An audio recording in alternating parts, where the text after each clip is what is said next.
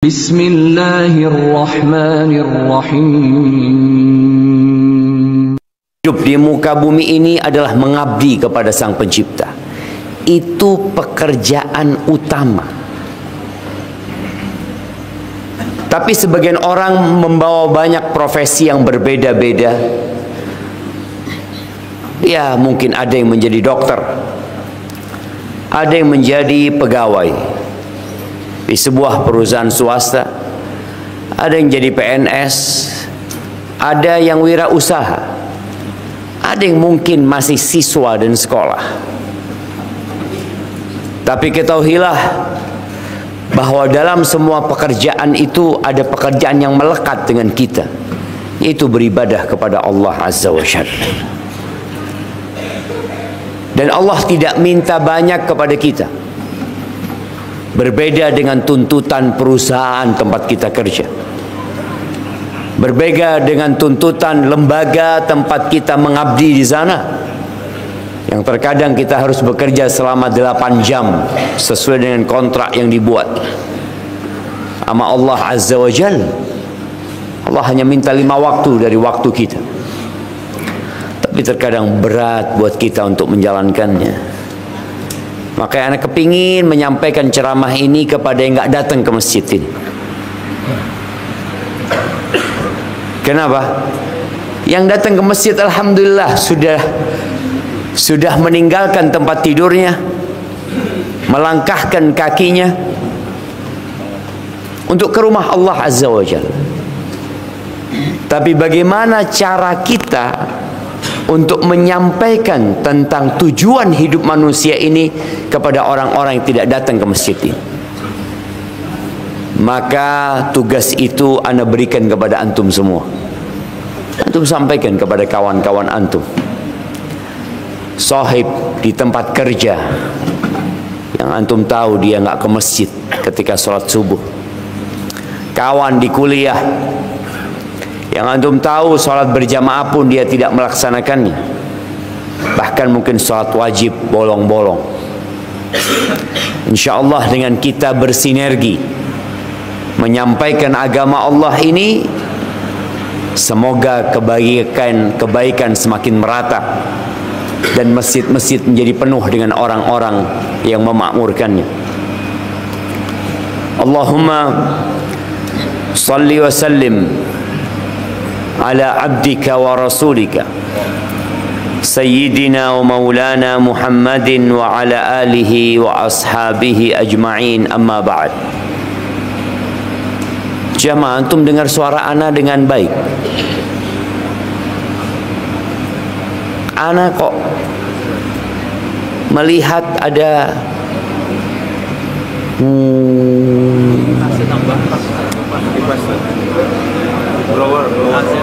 bukan. Oh, itu blower. Bukan karena mic ini. Tapi antum dengar suara dengan baik atau agak tidak enak? Ya, seperti itulah beberapa masjid kita. Nah, ini penyakit di banyak masjid di mana sound system di sana kurang maksimal. Mereka hanya berpikir yang penting ada suaranya. Padahal kalau kita berada di gedung-gedung pertemuan, di hall-hall, itu suaranya enak sekali. Maka harapan Anda kepada masjid-masjid yang ada untuk memanggil ahli sound system, untuk membuat jamaah yang hadir menikmatin khutbah Jumat, paling tidak menikmatin suara imam tatkala dia membaca ayat-ayat Allah Azza wa Jalla. Karena tujuan masjid dibangun untuk zikrullah, untuk mengingat Allah Azza wa Jalla. Yang diantara peringatan yang diberikan di rumah Allah adalah khutbah Jumat. Masya Allah, ana dapat kopi ya, antum dapat apa aja? Hah? Buat ana ini? Iya, Ustaz. Bismillah.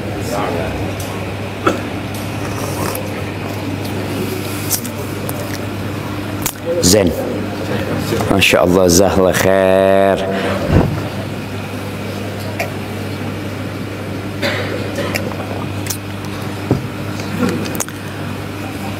Alhamdulillah. Tanggal berapa hari ini? Tanggal berapa hari ini? Tanggal berapa hari ini?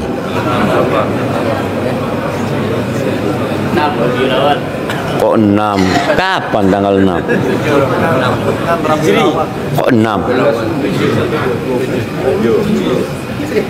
Tanggal berapa? 7 jam. 7. 8. Boleh jadi. Kalau di kalender ana enggak kayaknya.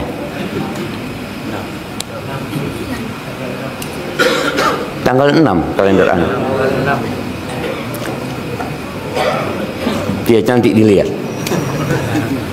Jamaah rahimakumullah, berkaitan dengan pertanyaan ana berapa, tanggal berapa hari ini, kebanyakan orang taunya tanggal 30. Padahal itu bukan kalender kita. Umat Islam itu memiliki peradaban yang harus dijaga. Di antara bukti eksistensi sebuah bangsa dan sebuah peradaban itu tatkala kalendernya dipakai. Antum tahu Imlek kalendernya siapa? Orang-orang Cina. Kapan Imlek itu diresmikan?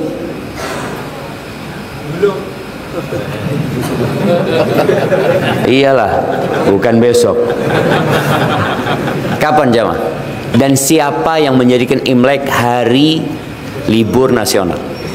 Gus Dur. Itu sebagai bukti eksistensi mereka. Mereka yang mengatakan kami ada gitu. Kami ada. Kita yang mayoritas Muslim kadang-kadang nggak peduli dengan kalendernya sendiri. Kenapa orang-orang kok hafal dengan kalender Masehi? Sebutkan 2 sebab. Kenapa kita di Indonesia lebih menghafal kalender Masehi daripada kalender Hijrah? Sebutkan 2 sebab. Angkat tangan yang mau jawab. Karena gajiannya pakai Masehi. Oke, yang kedua. Masya Allah, bagi 2 sudah hadiahnya. Nah, kasihkan kepada beliau. Mana satu lagi? Masya Allah, barakallahu fikum. Fadhal. Ya, tadi yang disebutkan 2 hal. Karena kita dijajah Belanda 350 tahun, yang berdampak kepada liburan kita hari Minggu. Karena Belanda penjajah liburnya hari Minggu. Kalau antum membaca sejarah sebelum kemerdekaan, umat Islam sekolah-sekolah mereka liburnya hari Jumat. Mereka nggak mau sama dengan Belanda pada waktu itu. Kenapa penjajah inginnya hari Ahad? Ya karena mereka punya kegiatan di hari itu. Maka disebut holiday buat mereka. Hari suci buat mereka. Mereka punya ibadah di hari Minggu itu. Mereka ke gereja bersama anak-anak mereka. Itu yang terjadi 350 tahun jam. Tapi kita sudah merdeka. Namun subhanallah, Bung Karno ya, di tahun 30 sebelum kemerdekaan, dia sudah menyebutkan beberapa ciri negara merdeka. Kalau antum membaca nanti, cari tuh 3 ciri negara merdeka menurut Bung Karno. Ternyata 3 ciri itu ya belum ada di kita. Atau beliau menyebutkan 3 ciri negara jajahan, negara yang belum merdeka. Maka ahibati fillah, kalaupun kalender Masehi dipakai, ya fadhol. Tapi jangan kita melupakan kalender Hijriah kita. Yang punya anak buah, paling tidak berikan gaji di kalender Hijriah. Sebabnya 2 tadi, penjajahan Dan karena kita memberikan gaji dengan kalender Masehi. Tapi kalau antum berikan gaji kepada pembantu di rumah, pegawai di toko, tanggal 25 Hijriah, insya Allah dia hafal dengan kalender Hijriah. Karena dia nunggu apa? Gajian. Tanggal berapa hari ini? 23 kata dia. Tinggal 2 hari lagi gajian. Sahih. Dan kita termasuk orang-orang yang mengenalkan kepada masyarakat muslim kalender Hijriah. Tapi anak akan tunjuk satu orang, ini yang pakai baju merah kelihatan nih. Nah, sebutkan kalender Hijriah. Muharram, Safar, Rabiul Awal, Rabiul Akhir, Jumadil Awal, Jumadil Akhir, Rajab, Sya'ban, Ramadan, Syawal, Dzulqa'dah, Dzulhijjah. Masya Allah, kasih hadiahnya buat beliau. Masya Allah, alhamdulillah ada yang hafal ternyata jamaah. Kayaknya beliau ini mewakili semuanya. Nah, kalau beliau bisa berarti semuanya bisa gitu kan? Jamaah rahimakumullah. Kalender Islam dimulai dengan hijrahnya Rasul sallallahu alaihi wasallam. Maka disebut Hijriah. Karena hijrahnya Nabi Muhammad alaihi salatu wassalam adalah peristiwa yang dikenang dan peristiwa yang menunjukkan akan perubahan dari kekufuran dan kezaliman menuju kepada Islam dan keadilan. Ya, dimulai dengan perjuangan yang sangat memprihatinkan. Tapi itulah jalan menuju surga Allah Azza wa Jalla. Adapun bulan-bulannya itu sudah ada sebelum hijrahnya Nabi Muhammad SAW. Pertanyaannya, sejak kapan penentuan bulan-bulan itu? Kalau setelah hijrahnya Nabi SAW, bulan itu sudah ada di masa jahiliyah. Sejak kapan jemaah?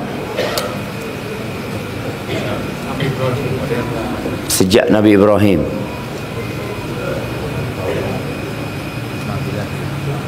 Nah,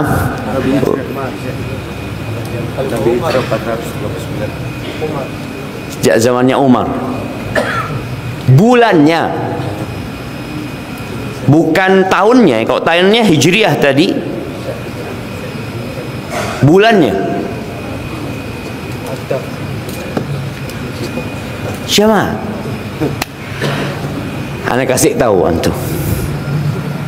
Sejak penciptaan langit dan bumi, Allah Azza wa Jalla mengatakan, inna iddatasy syuhuri 'indallah 12 syahran fi kitabillah yauma khalaqas samawati wal arda minha arba'atun hurum dzalikad dinul qayyim fala tadlimu fihinna anfusakum. Jamaah rahimakumullah, kata Allah Azza wa Jalla, sesungguhnya hitungan bulan di sisi Allah, inna iddatasy syuhuri 'indallah 12 syahran fi kitabillah yauma khalaqas samawati wal ard. Itu 12 bulan. Di sisi Allah Azza wa Jalla, termaktub dalam ketetapan Allah di Lauhul Mahfud pada hari penciptaan langit dan bumi. Berbeda dengan 12 kalender Masehi. Kalau antum membaca sejarahnya, awalnya cuma 10 bulan mereka. Mereka tidak menggunakan rembulan, mereka menggunakan matahari. Sedangkan yang namanya bulan itu pakai bulan apa pakai matahari? Ya pakai bulan. Ketika orang-orang bertanya kepada Nabi Muhammad sallallahu alaihi wasallam, yas'alunaka 'anil ahillah, qul hiya mawaqitu linnasi wal hajj. Mereka bertanya kepadamu tentang hilal. Tentang hilal. Hilal itu bulan sabit.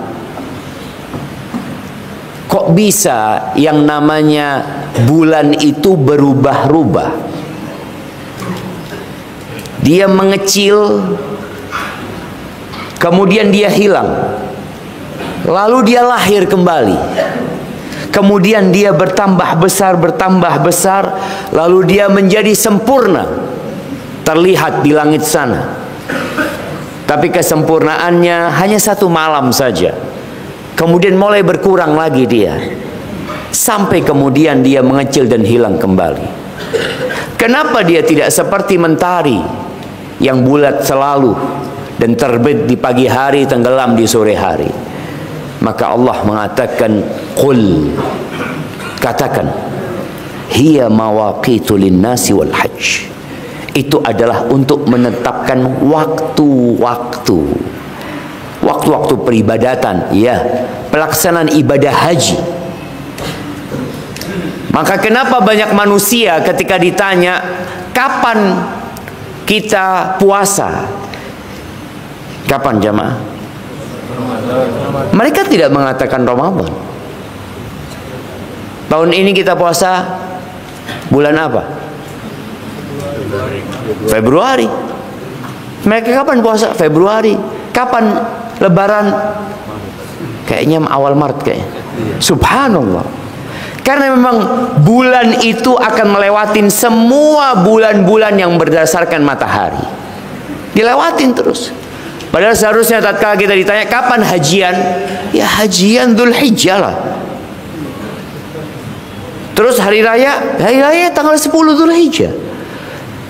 Sejak zaman Nabi Muhammad SAW dan sebelum Nabi Muhammad SAW, sejak Nabi Ibrahim tatkala beliau mengundang haji, wa adzin fin nasi bil hajj ya'tuka rijalan wa ala kulli dhamirin ya'tina min kulli fajjin amik. Nabi Ibrahim, subhanallah, beliau hajinya ya tanggal 9 Dzulhijjah itu wukuf di Arafah, nggak berubah. Dan orang-orang Yahudi, kapan mereka merayakan Asyura? Kapan mereka puasa Asyura? Ya tanggal 10 Muharram. Orang-orang Yahudi jemaah, kalender mereka seperti kalender kita. Ketika Nabi SAW datang ke kota Madinah, beliau melihat orang-orang Yahudi puasa tanggal 10 Muharram. Maka ditanya, kenapa kalian puasa? Apa kata mereka? Dzaka yaumun najjallahu fihi Musa wa ahlaka aduwahu Fir'aun. Itu hari Allah menyelamatkan Nabi Musa dan membinasakan musuhnya Fir'aun. Maka kita puasa syukur kepada Allah Azza wa Jal. Berarti puasanya Yahudi sampai hari ini tanggal berapa? 10 Muharram, sama dengan kita. Oleh karena itu, sebelum meninggalnya Rasul sallallahu alaihi wasallam, para sahabat mengatakan, ya Rasulullah, ini Yahudi ini mengagungkan banget tanggal 10 Muharram. Mereka puasa, bukan pesta. Mereka puasa tanggal 10 Muharram. Sedangkan kita diperintahkan untuk menyelisihi Yahudi. Maka kata Nabi SAW, la in ishtu ila qabil la asumanna tasi'. Kalau aku hidup sampai tahun depan, aku akan puasa tanggal 9-nya. 9 Muharram dan tanggal 10 Muharram, supaya menyelisihi Yahudi. Jadi kalender ini dipakai oleh semua umat yang mengikuti para nabi. Karena memang penetapannya sejak penciptaan langit dan bumi ini. Ahibati billah, apa tema kita hari ini? Ukhuwah Islamiyah. Enak, tapi memang pinter masjid apa? Ali bin Abi Thalib ini supaya nggak keluar fulus lagi jamaah. Ya, jadi pakai ini, setiap ustadz kajian pakai ini sudah kan? Insya Allah, jazakallah khair. Ini termasuk menghemat uang umat jemaah. Bismillah.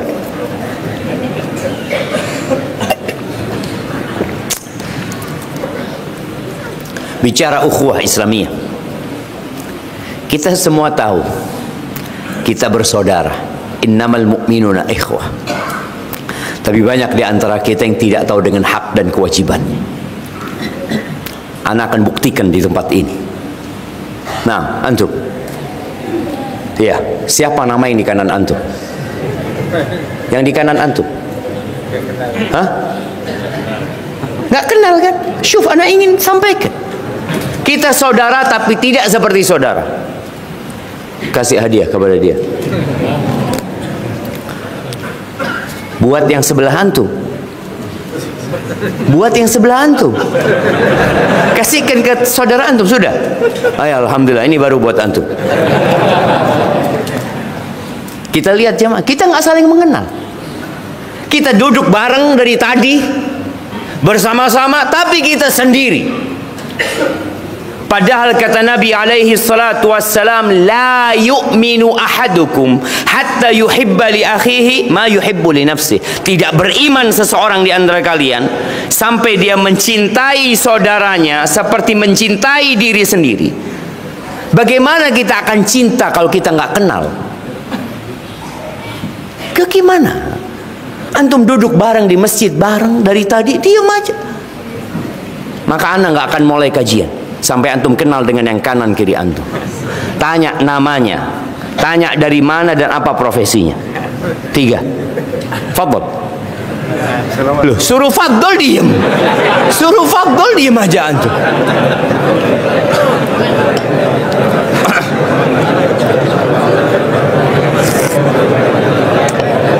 Antum udah kenal sama beliau? Loh. Hah? Oh ya, kenalan lah. Subhanallah. Cukup ya. Tanya 3 ya. Ana akan tes sebentar lagi. Ana akan pilih satu orang sebagai bukti. Nama, dari mana, dan profesinya apa.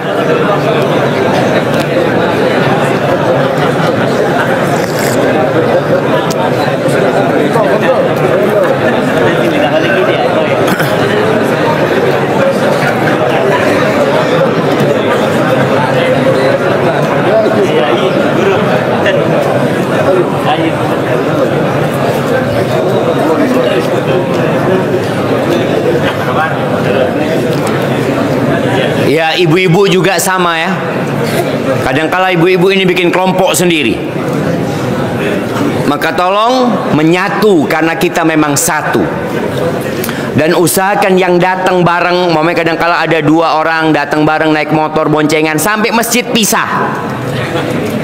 Pisah, cari saudara baru.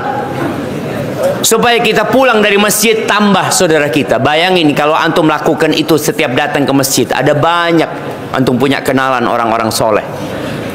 Kata Hasan al-Basri, ittakhidhu minal asdiqa'is salihin fa inna lahum 'indallahi syafa'ah. Kalian cari kawan-kawan yang soleh, mereka punya syafaat pada hari kiamat jemaah. Mereka punya syafaat. Boleh jadi yang di kanan kiri antum, kenalan antum masuk surga lebih dulu daripada antum. Dan mungkin dia akan cari antum di surga Allah Azza wa Jalla.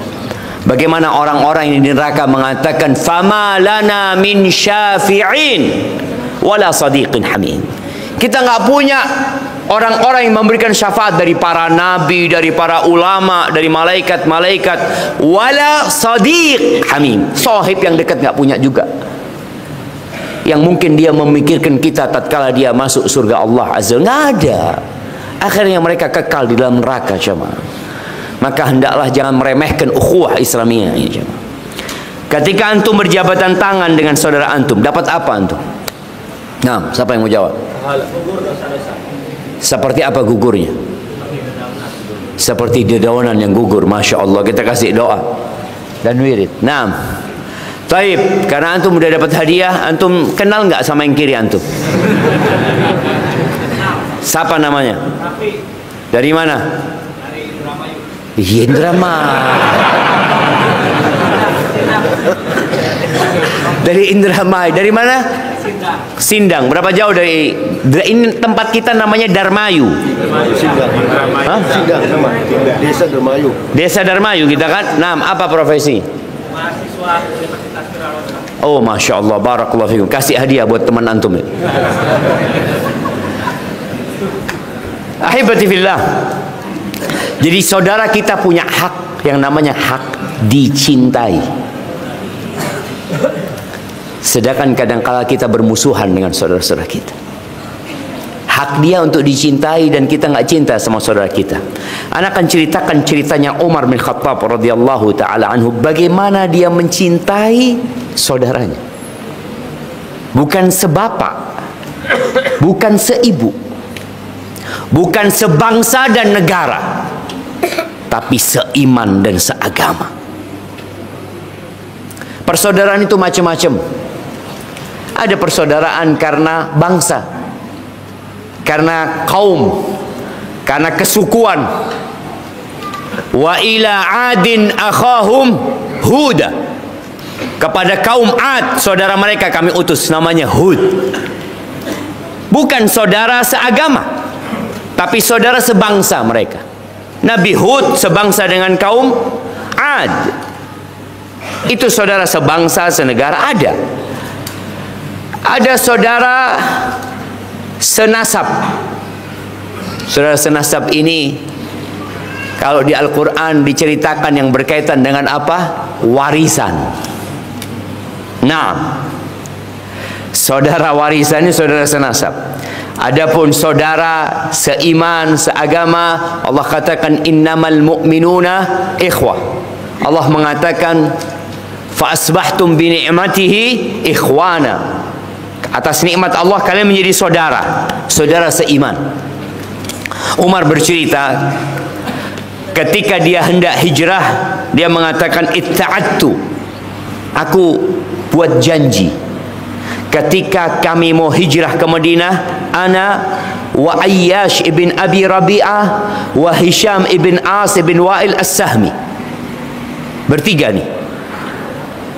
Umar bin Khattab nih, Ayyash bin Rabi'ah, Hisham bin Abil As, nggak ada yang sama nasabnya.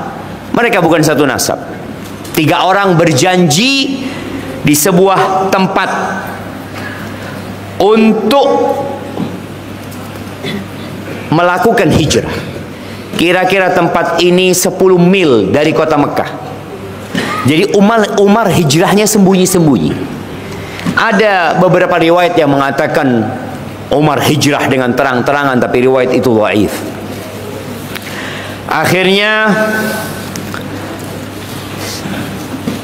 di antara janji yang dibuat, Umar mengatakan ayyuna lam yusbih indaha faqad hubisa falyamdi sahibah. Siapa saja yang waktu pagi nggak ada di tempat yang kita janji itu, maka berarti dia telah tertahan, ditahan oleh keluarganya, disiksa oleh mereka, maka sisanya hendaklah pergi, nggak usah nunggu. Kata Umar bin Khattab, fa asbahtu ana wa Ayyash ibn Abi Rabi'ah 'inda at-tanadub. Di pagi harinya aku bersama Ayyash ketemu di situ. Hisham nggak ada. Ya sudah. Ternyata dia difitnah, disiksa oleh keluarganya, dan dia pun terfitnah, jemaah. Boleh jadi sudah kembali kepada kekufuran. Boleh jadi dia nggak mau hijrah lagi karena kondisi yang membuat dia khawatir dengan dirinya. Falamma qadimna al-Madinah, kata Umar, ketika kita sampai di kota Madinah, kami tinggal di perkampungan Bani Amr bin Auf di Quba. Jadi mereka nggak langsung masuk ke kota Madinah, belum ada Masjid Nabawi di situ karena Nabi alaihissalatu wasallam belum hijrah. Mereka akhirnya tinggalnya di kampung di Quba sana, cuma. Datang Abu Jahal ke kota Madinah. Wal Harith ibn Hisham, bersama Harith ibn Hisham, dalam rangka apa? Menjemput Ayyash. Karena Ayyash hijrah, ibn Abi Rabi'ah ini. Dan Abu Jahal bersama Al Harith ibn Hisham ini sepupunya Ayyash ibn Abi Rabi'ah. Mereka punya hubungan darah. Maka akhirnya datang ke kota Madinah. Rasulullah sallallahu alaihi wasallam masih di Mekah.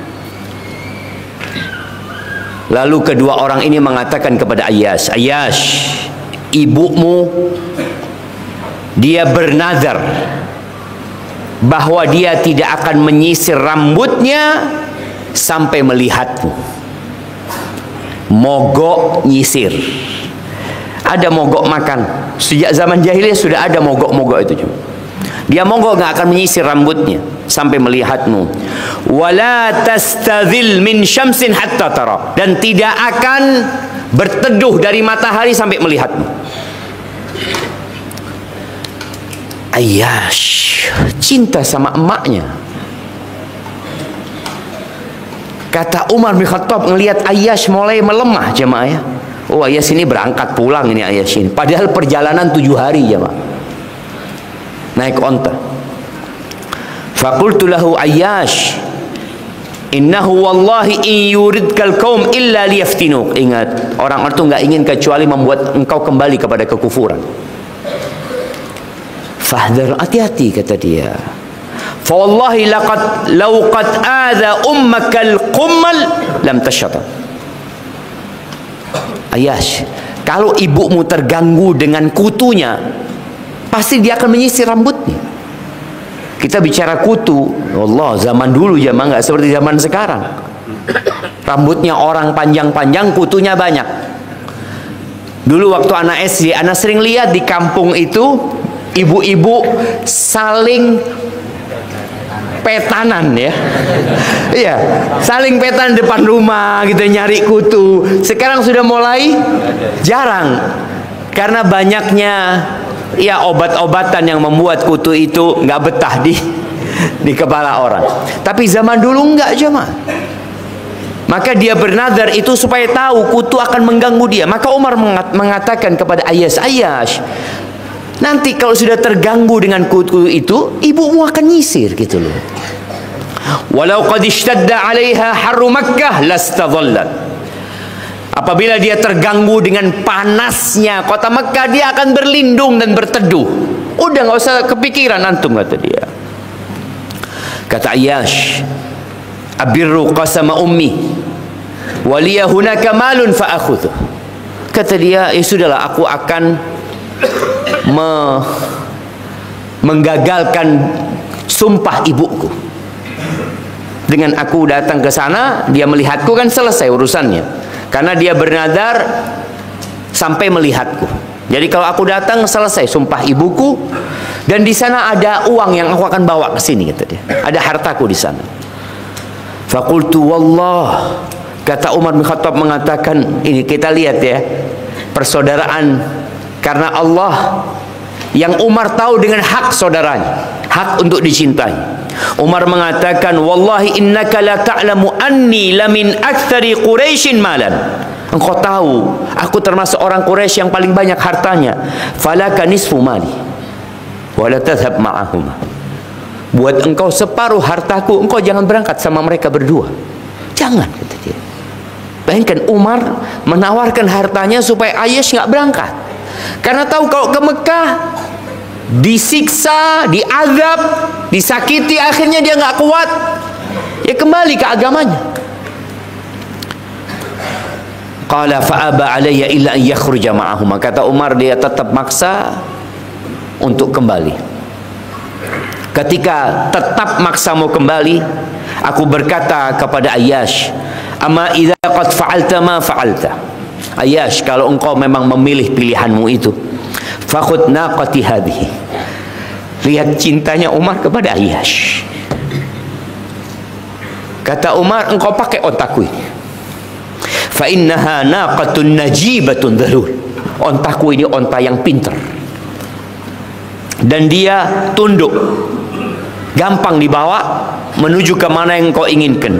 Falzam dhahrah, engkau tetap di atas ontamu, jangan kemana-mana.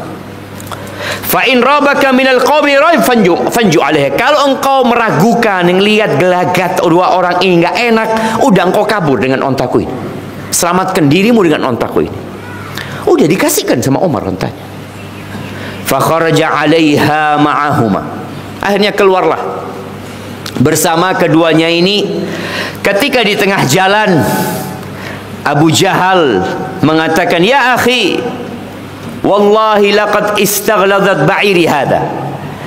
Wahai saudaraku, ontaku ini kok nggak enak, katanya Abu Jahal ini. Gimana kalau engkau bonceng aku di sana? Atau gantian, imma bonceng, imma gantian. Gantian naik ontanya Ayyash, Ayyash naik ontanya Abu Jahal. Ayyash mengatakan, bala, nggak apa-apa. Oh, ini orang baik Ayyash ini. Tapi antum jangan terlalu baik sama musuh-musuh Allah Azza wa Jalla. Qala fa'anakha wa anakha. Akhirnya turun Ayyash dan Abu Jahal turun untuk gantian. Ketika sama-sama turun, dipegang Ayyash ini sama Abu Jahal dan Hisham tadi jamaah, lalu diikat jamaah dan dibawa masuk kota Mekah. Dan betul, dia difitnah, kemudian dia terfitnah, sudah mengikuti kaumnya kembali. Kata Umar, kita dulu meyakini bahwa orang yang murtad tadi, yang keluar dari agamanya, Allah tidak akan menerima dari dia apapun amalannya dan tidak diterima taubatnya. Lalu jemaah, ketika Rasul sallallahu alaihi wasallam sampai ke kota Madinah, turun firman Allah di surat Az-Zumar ayat 53-55. Allah mengatakan, qul ya ibadiyalladzina asrafu ala anfusihim la taqnatu min rahmatillah. Katakan kepada orang-orang yang sudah melampaui batasan-batasan Allah, ya, mereka sudah kebablasan terhadap diri mereka sendiri. Kata Allah, kalian jangan putus asa dari rahmat Allah Azza wa Jalla. Kalian jangan putus asa dari rahmat Allah. Kenapa? Innallaha yaghfirudz dzunuba jami'a. Sesungguhnya Allah mengampuni semua dosa. Semua dosa itu Allah ampuni. Innahu huwal ghafurur rahim. Sesungguhnya Allah itu maha pengampun dan maha pengasih. Mungkin kita bertanya, Ustaz, kan ada satu dosa yang tidak diampuni, dosa syirik. Allah mengatakan, innallaha la yaghfiru an yushraka bihi wa yaghfiru ma duna dzalika liman yasha. Allah tidak mengampuni dosa syirik. Terus gimana kalau Ustaz mengatakan ayat ini mengatakan Allah mengampuni semua dosa? Siapa yang mau jawab? Nah, maksudnya nggak diampunin dosa syirik itu ketika meninggal dunia dan pada kesyirikan. Dia tidak diampuni kalau mati di atas kesyirikan. Taib. Kalau dalam keadaan masih hidup dia bertobat daripada kesyirikan, maka dia diampuni. Masya Allah, barakallahu fikum. Kasihkan kepada beliau. Sama bukunya ini juga kasih. Masya Allah, barakallahu fikum. Naam jamaah, tadi Allah mengampuni semua dosa kalau orang itu tobat sebelum mati. Tapi kalau dia meninggal dunia dalam kondisi belum bertobat dan telah melakukan kesyirikan, nggak ada ampunan buat dia. Adapun orang yang tidak melakukan kesyirikan, sampai kalau dia mati di atas dosanya, Allah masih mungkin mengampuni dosa dia. Itu maksudnya. Allah mengatakan, wa anibu ila rabbikum wa aslimu lahu min qabli an ya'tiyakumul adzabu thumma la tunsarun, ya. Ini ayat yang menjelaskan kalian kembalilah kepada Allah, serahkan diri kalian kepadanya sebelum datang azab kepada kalian, kemudian kalian tidak akan ditolong. Sampai ayat selanjutnya kata Umar bin Khattab, Fakatabtuha biyadi fi sahifah. Ayat-ayat itu aku tulis dalam lembaran. Lalu aku kirimkan kepada Hisham ibn al-As. Aku kirimkan ke sana. Kemudian Hisham ini yang nggak ikut hijrah jamaah ya, yang tidak ikut Ayyash ikut kan. Ini Hisham yang tidak ikut berangkat. Ketika datang suratnya Umar bin Khattab ini, itu karena saudara jemaah. Antum supaya tahu. Dan Umar itu selalu melakukan ini jemaah terhadap saudaranya. Dia kalau ada apa-apa saudaranya yang jauh, Umar itu tulis surat. Dan nanti ada kejadian lagi ketika Umar jadi khalifah, ada satu orang yang biasa datang di majelisnya Umar bin Khattab. Kemudian Umar tanya, lama fulan itu nggak datang. Ditanya, mana fulan? Fulan sudah berubah sekarang. Ya, dia sibuk dengan dunianya. Ya, dia mungkin juga sudah mulai melakukan perbuatan dosa di Syam sana aja. Umar nyuruh tulis surat kepada dia. Suruh tulis surat, kirimkan kepada dia, dan Umar mengatakan doakan saudara kalian. Kalau kita punya mahabbah kepada saudara kita, kita akan melakukan itu ya. Tapi kadang-kadang nggak ada.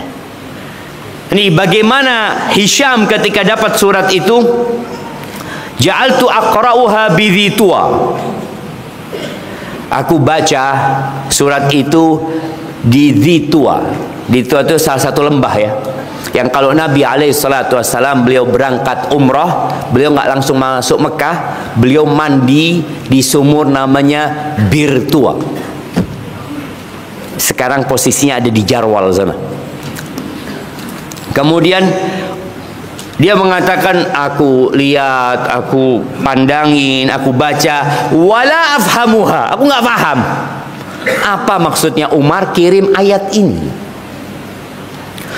Apa kata Hishamnya? Nih jamaah, orang yang beriman itu ketika dia punya masalah, hendaklah kita ingat sama Allah Azza wa Jalla. Hisham ini mengatakan, Allahumma fahimniha. Ya Allah, fahamkan aku dengan ayat ini ya Allah. Aku nggak faham. Apa kata Hisham? Fa'alqallah fi qalbi annaha innama unzilat fina. Lalu Allah kasih di hatiku ini pemahaman, ayat ini turun buat kita. Yang dulu kami meyakini orang kalau sudah murtad nggak ada jalan untuk tobat sudah. Ternyata ada jalan itu. Wa fima kunna naqul fi anfusina wa yuqalu fina, tadi menurut pendapat yang sudah tersebar di kalangan kami, qala faraja'tu ila ba'iri fajalastu alaihi falahiqtu bi Rasulillah sallallahu alaihi wasallam wa huwa bil Madinah. Kata Hisham, aku datang naik onta, aku berangkat, aku ke Madinah. Itulah hak cinta yang terkadang kita tidak berikan kepada saudara kita. Wa tawasau bil haq mungkin kita lakukan, tapi antum berbagi harta berat jemaah. Sahabat-sahabat Ansar, sebuah percontohan ukhuwah yang mungkin tidak lagi terjadi kecuali ya jarang. Tatkala sahabat-sahabat Muhajirin hijrah, bagaimana Sa'ad ibn Rabi' yang dijadikan saudara dengan Abdurrahman bin Auf. Jadi ada namanya ukhuwah Islamiyah, semua orang-orang beriman bersaudara. Ada ukhuwah tambahan. Ukhuwah tambahan itu seperti muakhah yang dilakukan Nabi SAW buat orang Muhajirin dan Ansar. Dipilihkan fulan saudara sama fulan, padahal mereka sudah saudara, tapi ada tambahan persaudaraan. Itu Sa'ad bin Rabi' bawa Abdurrahman ke rumahnya. Apa kata Sa'ad bin Rabi'? Ya Abdurrahman, aku ini termasuk orang Ansor yang paling banyak hartanya. Separuh hartaku buat engkau. Ada saudara yang nawarkan separuh hartanya buat antum. Jangan separuh, 2,5% sulit. Separuh. Dan aku punya 2 istri. Bayangin ya. Padahal Sa'ad bin Rabi sudah menawarkan setengah hartanya, yang seharusnya dengan setengah harta itu engkau silahkan nikah, kau sudah punya uang. Tapi tidak. Ini bicara cinta jemaah. Aku punya 2 istri. Engkau lihat mana yang lebih engkau cintai, yang lebih engkau sukai. Bayangin jemaah. Bukan dikatakan aduh fulana ini kayaknya sudah agak tua, kayaknya sudah kasih. Enggak jemaah. Sa'ad bin Rabi nyuruh ngelihat yang mana engkau suka, ya kau akan ceraikan, dan engkau tunggu masa iddahnya, engkau nikahi. Kalau antum ditawari itu, apa antum katakan siap? Mana harimnya, ana lihat. Dan pada waktu itu belum wajib jilbab. Ingat, belum wajib jilbab. Pada awal hijrah belum wajib jilbab. Jadi bisa melihat. Sa'ad bin Rabi punya jiwa yang besar, dan Abdurrahman punya jiwa yang lebih besar pula. Apa kata Abdurrahman? Barakallahu laka fi malika wa ahlika. Semoga Allah memberkahimu di hartamu dan keluargamu. Dulluni ala suq. Aku mau kerja. Tunjukkan kepada aku di mana ada pasar. Seakan-akan dia mengatakan, aku nggak mau jadi benalu di sini. Aku nggak mau merepotkan orang. Aku mau hidup bekerja. Tunjukkan di mana ada pasar. Seperti itu seharusnya seorang muslim. Karena dalam dunia persaudaraan, kita nggak akan memanfaatkan saudara kita. Kalau kita punya jiwa yang berisi cinta untuk saudara kita, Anda nggak mau memanfaatkan dia. Sedangkan kebanyakan persaudaraan kita, persahabatan kita itu kepentingan. Kepentingan. Jarang yang persaudaraan kita karena Allah Azza wa Jalla. Ketika ada manfaat, kita mendekat. Ketika tidak ada manfaat, kita akan pergi. Na'udzubillah.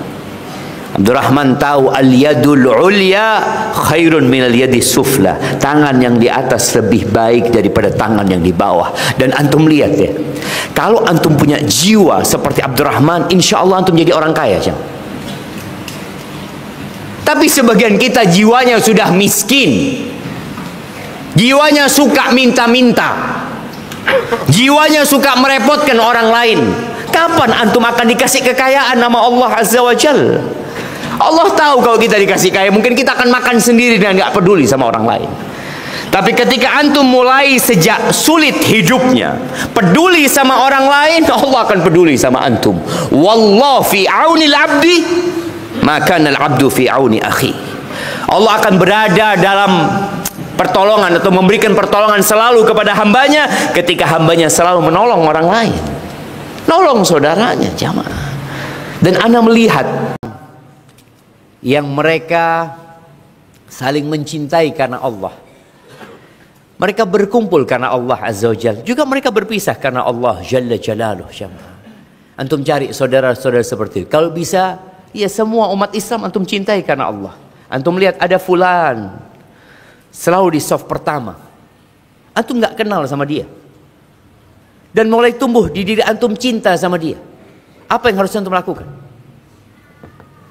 Nah, jamaah, kalau antum cinta sama fulan tuh, antum nggak kenal, antum sholat jamaah di masjid, antum lihat fulan selalu di saf pertama, bahkan sebelum adzan dia ada, ya, dia baca Quran, tumbuh di diri antum kecintaan karena Allah Azza wa Jalla.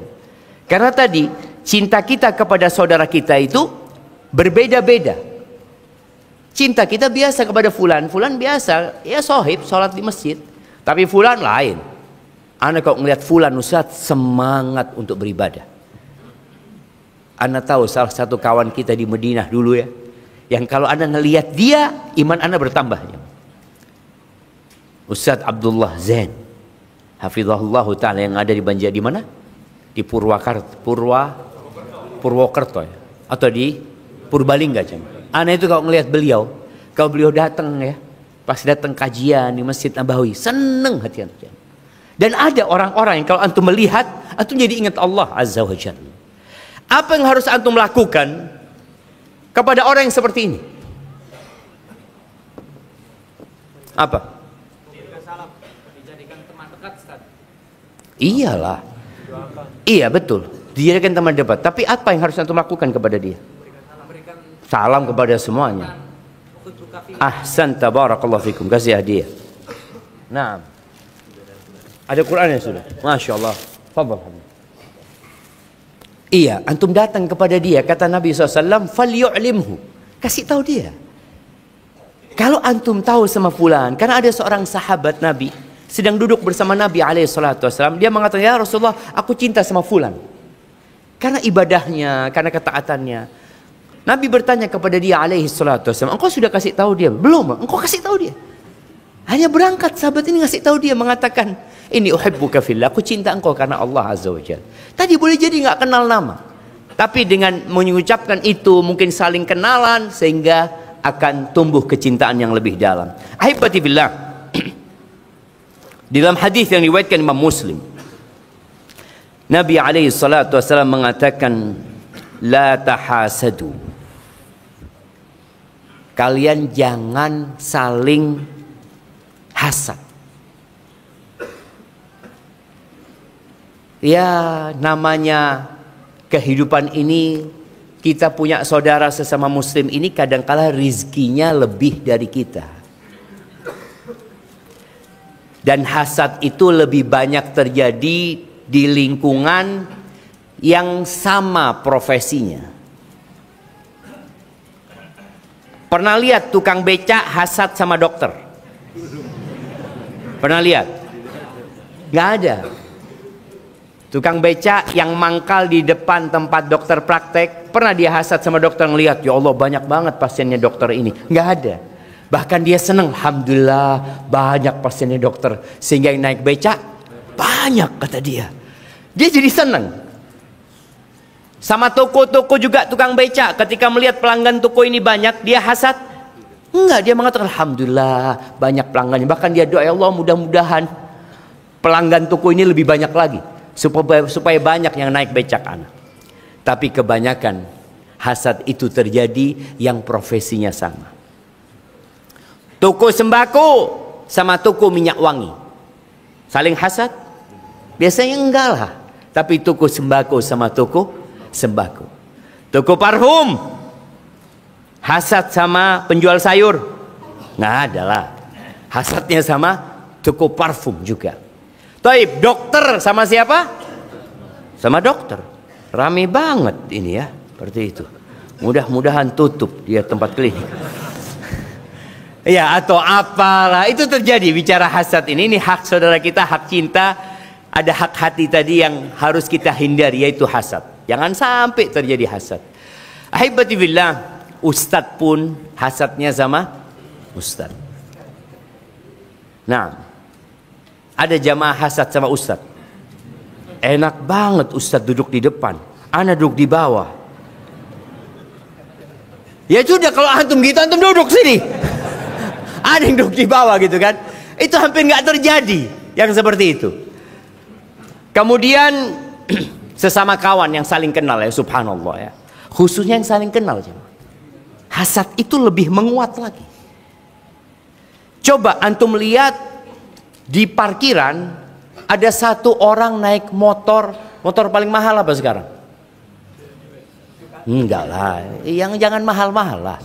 Yang atas temennya Scoopy, PCX. Oke. Antum parkir motor Beat antum. Lain ya, orang kalau naik Beat itu tawadhu itu ya. Beda sama yang. Iya, antum parkir Beat antum. Tahu-tahu teman antum parkir di sebelah antum baru beli PCX. Bagaimana perasaan antum? Terus dia ngomong, Assalamualaikum. Waalaikumsalam. Masya Allah. Baru jamaah, alhamdulillah.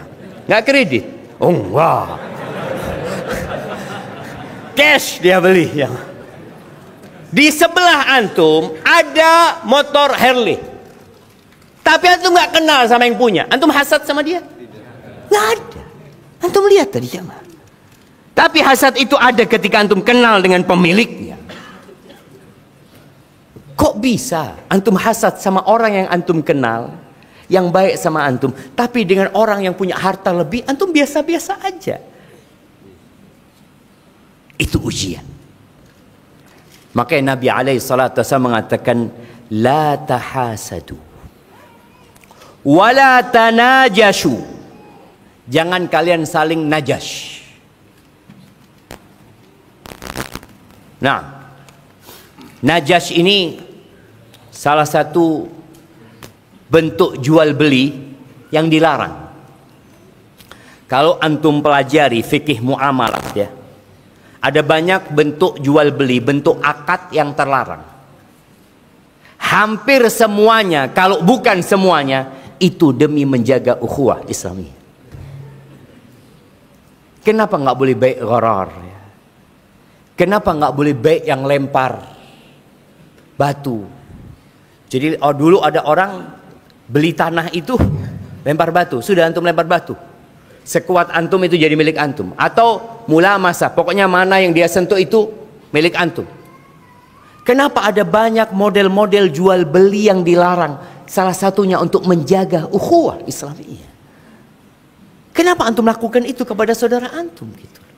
Najash ini meninggikan harga tanpa punya niat untuk membeli. Biasanya kalau pelelangan, anak ingat pertama anak ke Jakarta, kita ke Blok M. Kita bukan ke Blok M, kita ke Tanah Abang. Yang di luar sana banyak ada orang jual jam ya, yang lelang gitu ya. Berapa kata dia? 10.000 kata dia. Ini naik 15.000, ini 20.000. Kita lihat, oh berarti barangnya bagus ya. 25.000 jadi milik antum kata dia. Ternyata yang naikkan harga 15.000, 20.000 sohibnya semua. Mereka menaikkan harga bukan untuk membeli, tapi untuk mencari mangsa. Mana yang akan menaikkan harga? Dan itu terjadi. Nabi melarang. La tanajashu. Saudara kalian, kenapa kalian melakukan itu? Atas dasar apa makan harta saudara kalian? Kemudian wala tadabaru. Jangan saling memberikan punggung. Tidak bertegur sapa. Ya kita sakit hati sama saudara kita wajar, tapi nggak boleh tadabur jamaah. Kemudian Nabi SAW mengatakan wala yabi' ba'dukum ala bai'i ba'd. Jangan kalian menjual di atas penjualan saudaranya. Jangan juga membeli di atas pembelian saudaranya. Kalau orang sekarang subhanallah jamaah, bagaimana pelanggan itu ya di depan sana. Ini beberapa toko umpamanya, anak ngelihat lupa di beberapa tempat ya, orang jualan makanan biasanya. Itu orang di luar dipanggil-panggil semuanya. Sini. Ditawarin harga ini itu macam-macam. Ini belum terjadi akad, nggak ada masalah. Tapi kalau sudah terjadi akad transaksi, nggak boleh kita menawarkan barang. Oh, udahlah, antum jadi sama dia berapa? Udah jadi sama dia berapa? 20 juta. Anak kasih diskon 500.000. Batalkan. Na'udzubillah. Ini merusak persaudaraan dan dilarang dalam agama kita. Lalu kata Nabi SAW, "Kunu ibadallah ikhwana." Jadilah kalian hamba-hamba Allah yang bersaudara. Al-muslim akhul muslim. Orang muslim itu saudara untuk muslim lainnya. Kenal tidak kenal. Lalu kata Nabi SAW, la yadlimuhu. Orang muslim itu tidak menzalimin saudaranya. Wa la yakhdhuluhu. Dan dia tidak membiarkan dia tanpa pertolongan. Jadi kalau ada saudara kita yang dizalimin, karena ini sudah muncul ya, entah di negeri kita atau di negeri lainnya, apabila terjadi kezaliman, yang lainnya itu diam, dibiarkan. Loh, gimana sih saudaramu? Engkau biarkan dia dipukulin. Engkau biarkan dia disiksa. Seharusnya engkau datang menolong dia. Kemudian wala yakdzibuhu, dan tidak ngebohongin dia. Dan kebohongan banyak terjadi biasanya di dunia perdagangan. Pasar itu tempat yang paling dibenci Allah Azza wa Jalla. Di situ ada banyak sumpah palsu. Dan subhanallah, ana tadi malam mendengarkan kajian seorang syekh yang baru pertama ana dengarkan bagian ini. Ketika dia menjelaskan hadis ini tentang bagian muamalat tadi, ya, banyak model-model perdagangan yang dilarang dalam agama kita, kemudian nggak boleh menipu, nggak boleh ngebohongin, nggak boleh sumpah palsu. Lalu dia mengatakan, kalian tahu di Indonesia, dia ini dari Arab sana coba. Kalian tahu di Indonesia itu Islam tersebar itu lewat pedagang. Yang kita tahu pedagang itu biasanya orang nggak benar. Bahkan Nabi SAW mengatakan at-tujjar fujjar. Kata Nabi SAW, pedagang itu penjahat. Jangan sakit hati yang penjahat, ya. Yang pedagang, ya. At-tujjar fujjar, kata Nabi SAW. Illa man barra wa sadaq. Kecuali pedagang yang baik dalam muamalahnya dan jujur, baru dia nggak penjahat.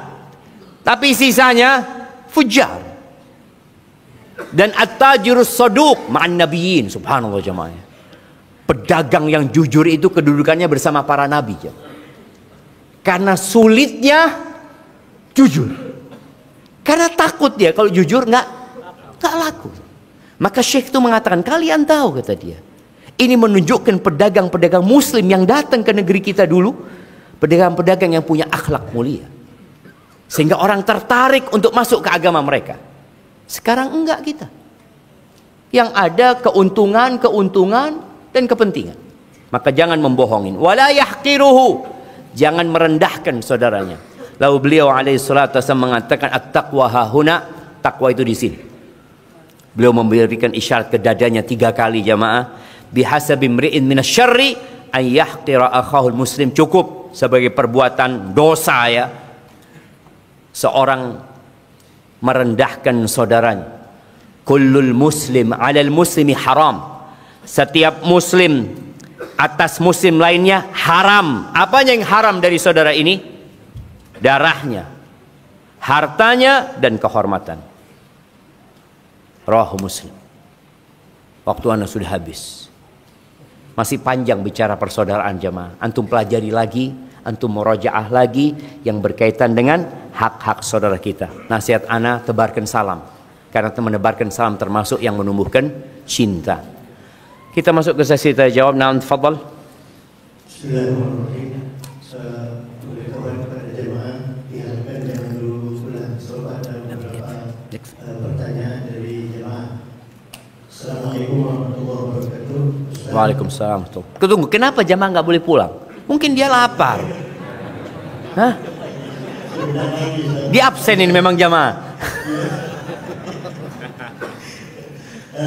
Pertanyaannya, Ustaz, waktu beberapa tahun yang lalu anak punya hutang pada seseorang, tapi sebelum anak pindah ke Jakarta, hutang itu sudah anak bayar dan anak lunasi. Tapi baru-baru ini, Tunggu. Dia sudah bayar? ya, setelah dia ke Jakarta. Dia donasi? Enggak. Apa? Lunasi. Lunasi. Oke, siap. Nah. Tapi baru-baru ini dia lagi kembali kan? Karena katanya ente belum bayar. Nah, ini perlu penjelasan dari saya.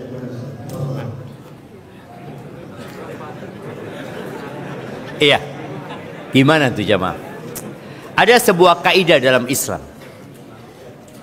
Kaidah itu mengatakan al-bayyinatu 'alal mudda'i wal yaminu 'ala man ankar. Bukti itu harus didatangkan oleh orang yang ngaku-ngaku.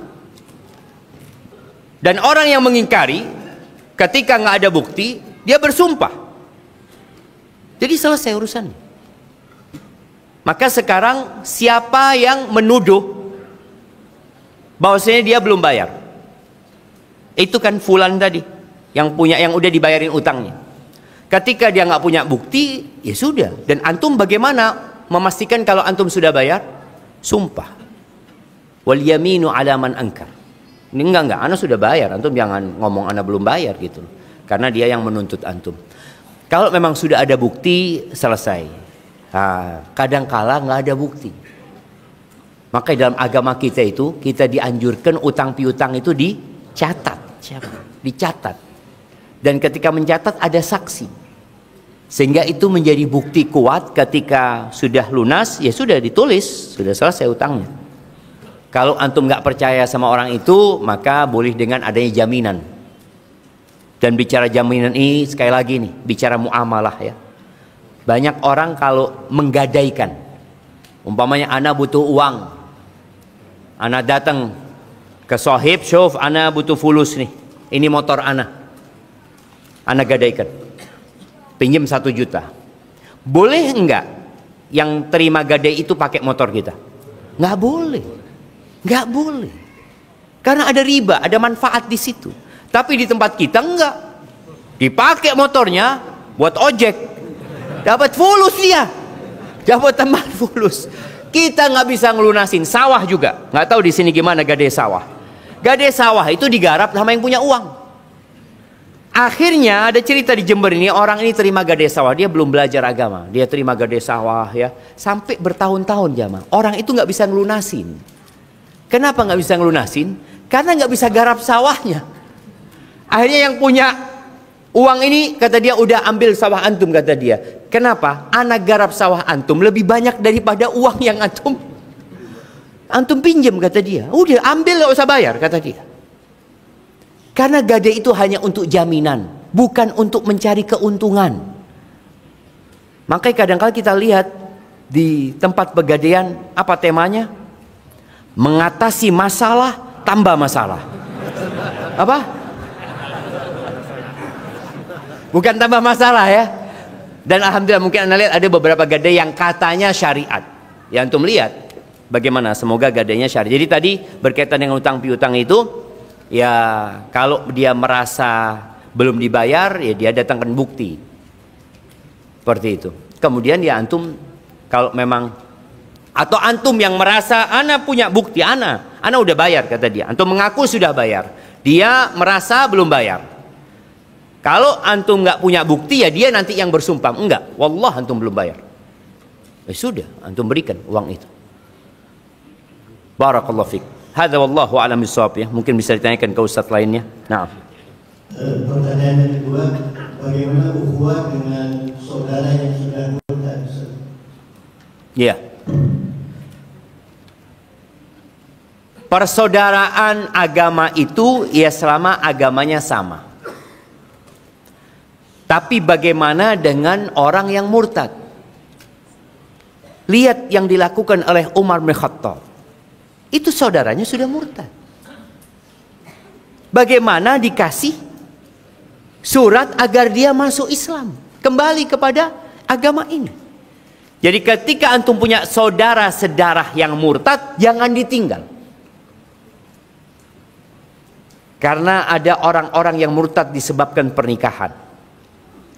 Ada orang-orang murtad yang disebabkan ekonomi.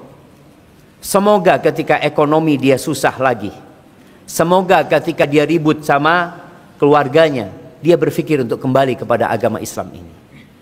Ada jamaah, mungkin yang adiknya menikah dengan non-muslim kemudian murtad. Jangan antum tinggalkan jamaah. Kasihan dia. Apa yang harus dilakukan?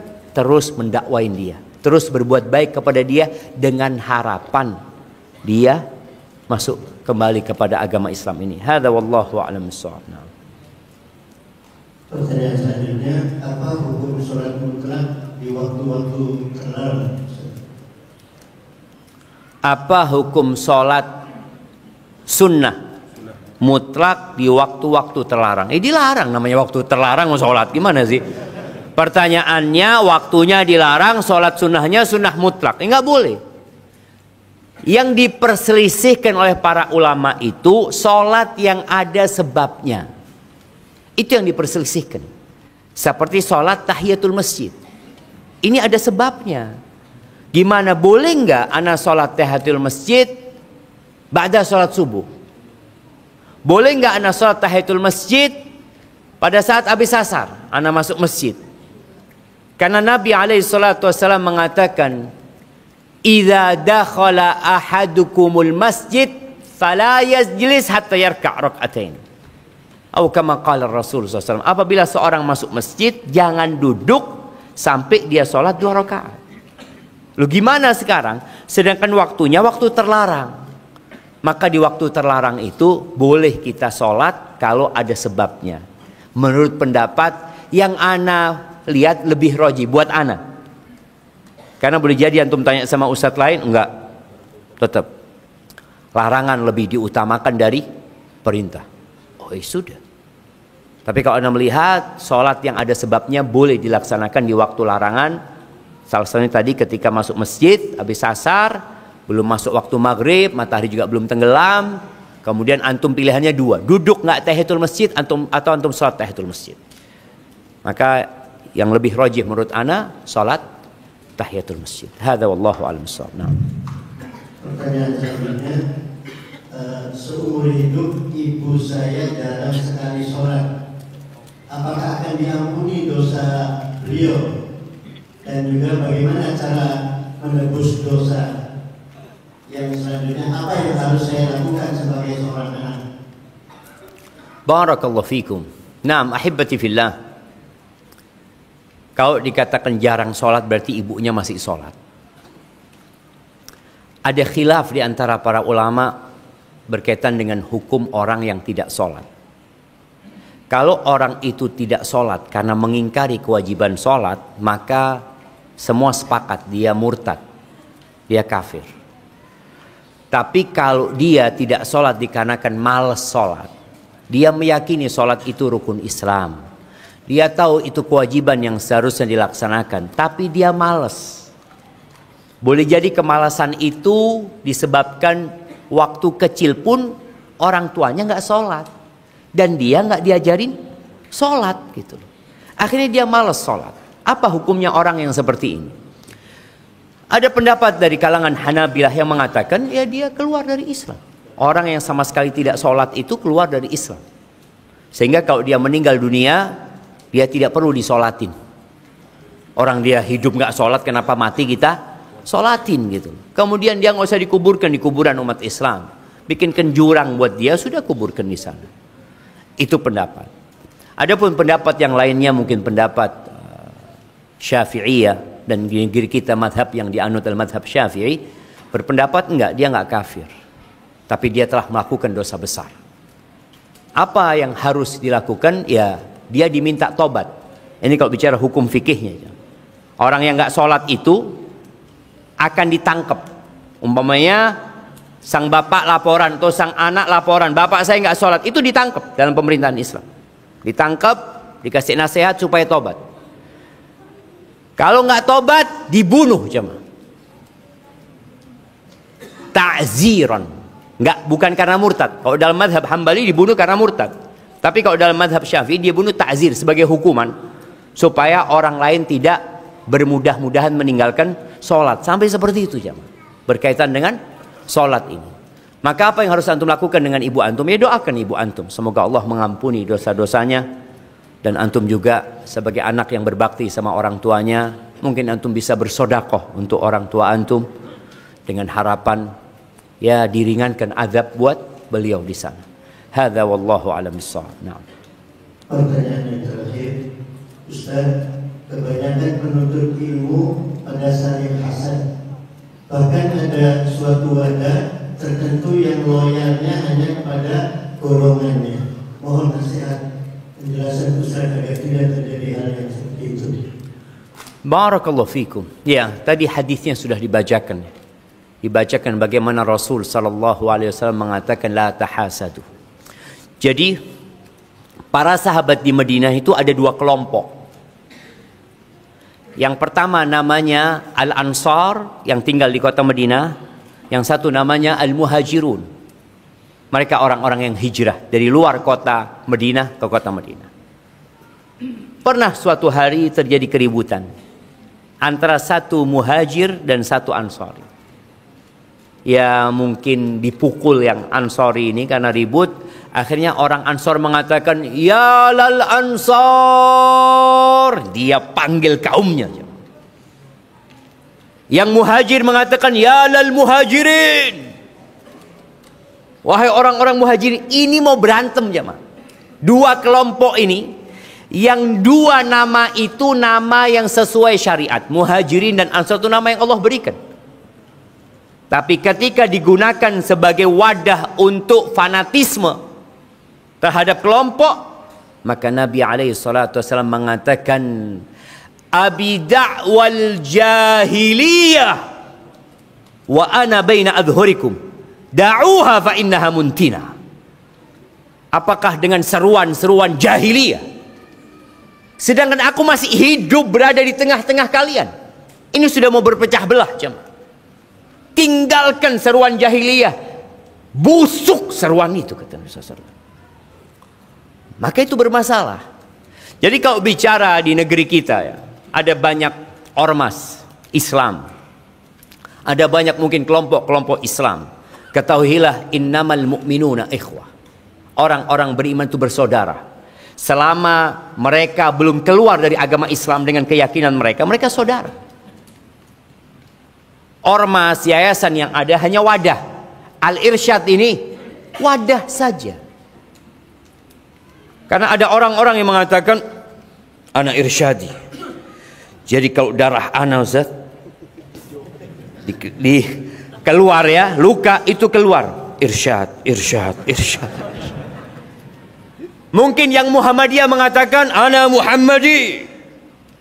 Mungkin saudara kita dari Nahdlatul Ulama mengatakan, ana Nahdi. Yang dari Wasliyah mengatakan, ana Wasli. Itu cuma wadah loh. Jangan sampai kemudian dikotak-kotakkan dengan nama yang kita buat-buat sendiri nama itu. Nama yang dibuat sama Allah aja nggak boleh dijadikan sarana untuk fanatisme. Muhajirin dan Ansor. Apalagi nama-nama kita yang buat-buat nama itu.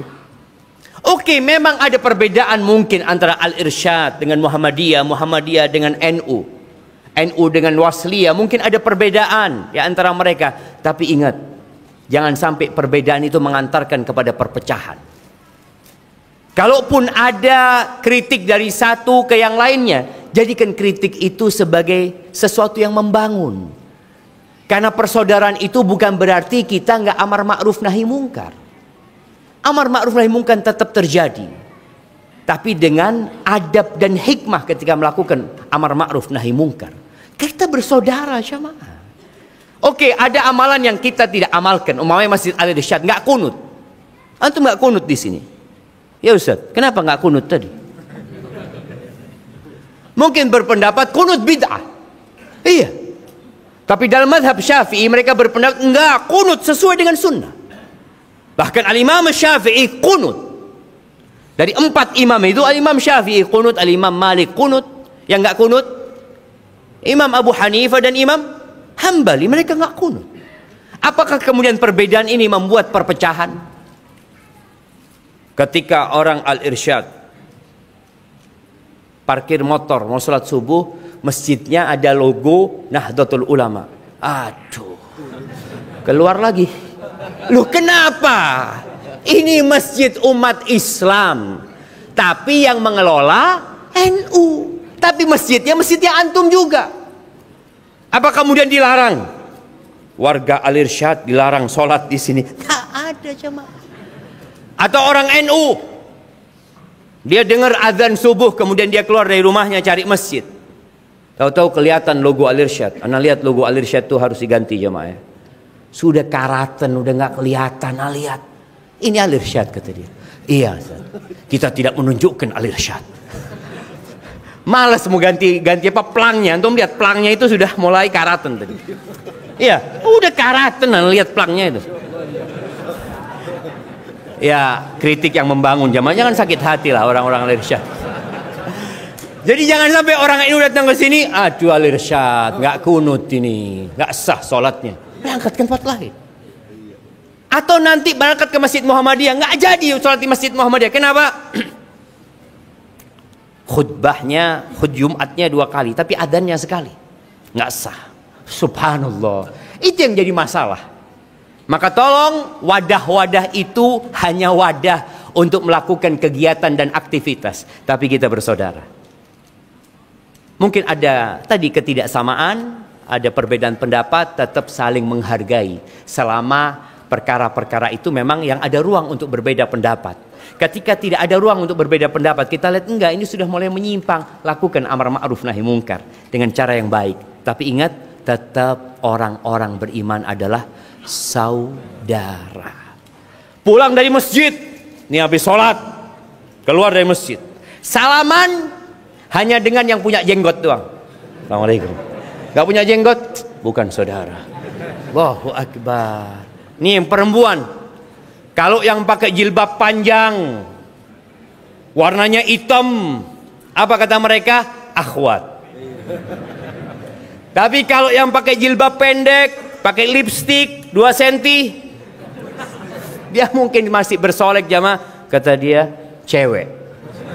Jadi beda akhwat sama cewek. Semua saudara kita, mau tidak pakai jilbab pun kalau dia muslimah, saudara kita. Fahami itu bersama. Jangan sampai wadah-wadah yang dibuat ini menyebabkan perpecahan.